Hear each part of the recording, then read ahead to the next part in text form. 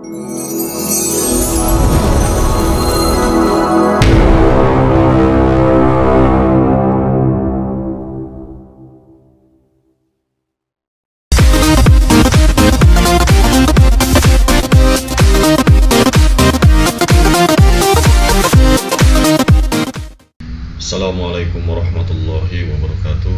Innal hamdalillah nahmaduhu wa nusalli ala rasulihil karim wa ala alihi wa sahbihi ajmain. Teman-teman semua para petani walet yang dirahmati Allah SWT, mudah-mudahan hingga sampai saat ini kita senantiasa masih diberikan kesehatan, kekuatan, dan tidak kurang satu apapun. Amin ya rabbal alamin.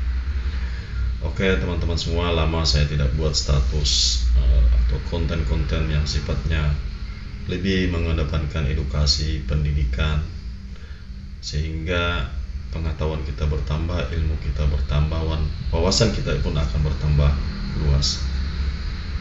Teman-teman semua melihat keadaan alam yang senantiasa semakin hari semakin berubah tanpa ada kejelasan perubahannya. Diperkirakan hujan ternyata panas, diperkirakan panas ternyata hujan.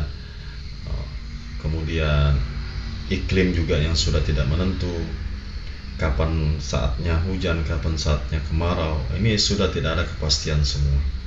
Bahkan dari BMKG sendiri juga kebingungan gitu, seolah-olah kenapa bisa bertolak belakang seperti apa yang diperkirakan gitu. Namanya juga perkiraan. Kepastian itu hanya datang dari Allah SWT. Oke teman-teman semua, kali ini kita membahas bagaimana pentingnya kita membiasakan berbudidaya walet dengan sistem kelestarian. Jangan hanya mengejar nominal, jangan hanya mengejar kualitas, tetapi kita mengabaikan yang namanya pelestarian. Nah ini nanti semua berhubungan bagaimana caranya kita memanage, mengatur kapan kita waktu harus panen, kapan kita harus membersihkan gedung, kapan kita harus mengontrol gedung, ya kan? Kapan kita harus mengecek gedung kita. Nah ini harus diperhatikan sekali. Dalam sebuah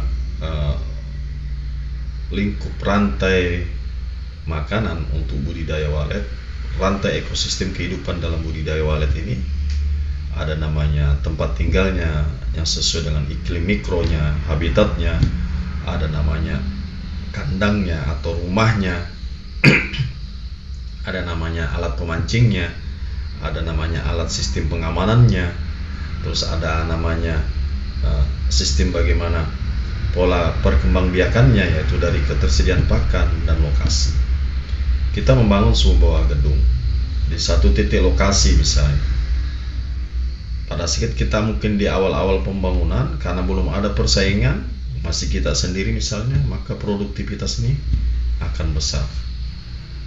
Keberhasilan ini akan besar. Ya, tentunya didukung dengan hal-hal yang lain yang mendukung keberhasilan daripada budidaya walet.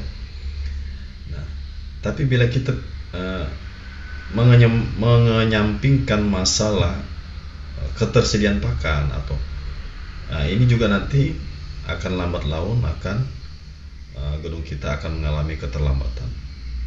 Jadi lokasi yang baik adalah tersedianya ketersediaan pakan. Walaupun di lokasi tersebut merupakan sentra walet yang padat, tapi di situ ketersediaan pakan walet yang baik, walet tidak jauh mencari.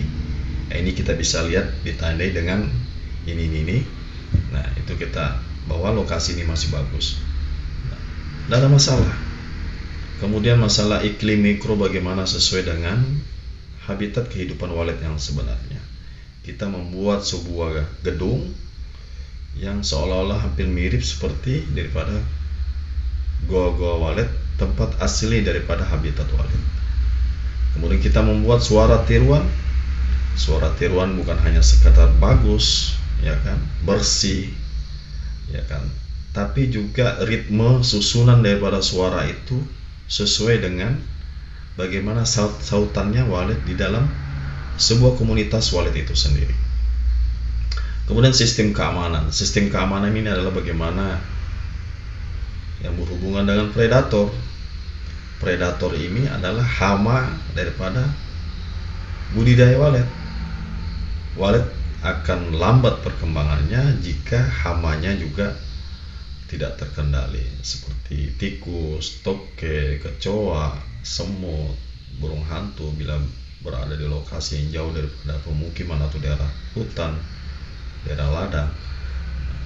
Ini juga harus diperhatikan. Kemudian predator si pemiliknya sendiri yang senantiasa penasaran, ingin masuk gedung, ingin lihat perkembangan tanpa membuat jadwal progres atau jadwal pengontrolan. Nah, ini perlu semua dipahami dan diketahui daripada pengetahuannya masing-masing.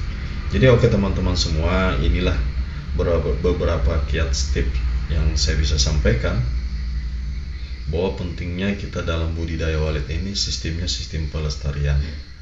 Sistemnya bagaimana kita mengembangkan dalam sebuah ekosistem di gedung kita itu sistem populasi, komunitasnya kita besarkan dulu. Karena walaupun komunitas walet ini populasinya sudah besar, tapi bila kita buat pola panen yang salah, apalagi kebetulan gedung kita berada di daerah persaingan, lambat laun walet kita akan habis nantinya. Oke, sekian, terima kasih penyampaian dari saya. Anggap saja ini sebagai nasihat dan jadikan ilmu sumber pengetahuan. Mudah-mudahan ada kebaikannya dan keberkahannya. Ingat, jaga populasi untuk menjaga kelestarian budidaya walet. Karena kita tidak tahu, ya kan? Bisa saja walet kita yang tinggal sekarang ini di RBW kita adalah walet-walet yang nanti suatu masa akan memasuki masa tua yang sudah tidak bisa produksi lagi liur sebagai bentuk sarang untuk menghasilkan yang bisa kita nanti jual. Sekian, terima kasih. Wabillahi taufiq wal hidayah. Assalamualaikum warahmatullahi